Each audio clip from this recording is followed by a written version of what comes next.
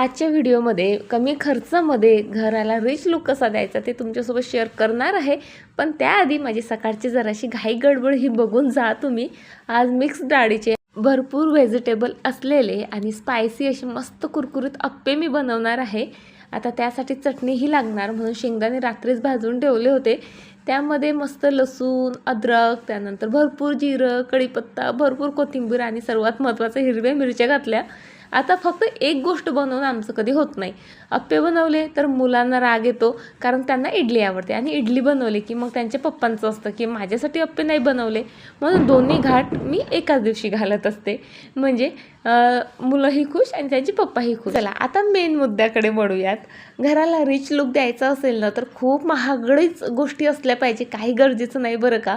ह्या ज्या शेल्फ दिसताय ना तुम्ही, बघा माझ्या घराची एक मोठी भिंत याने कव्हर केलेली आहे.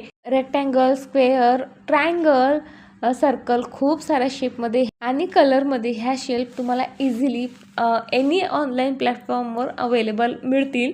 म्हणजे ॲमेझॉन म्हणा, फ्लिपकार्ट म्हणा, आणि सर्वात म्हणजे सोपी आणि स्वस्त मिशो. मी तरी मिशोवरूनच बोलवल्यात, कारण तिथे प्राईस बरेच कमी असतात. सो अशा प्रकारे स्वस्तात मस्त शेल्फपासनं मी माझ्या घराला रिच असा लुक दिला आहे.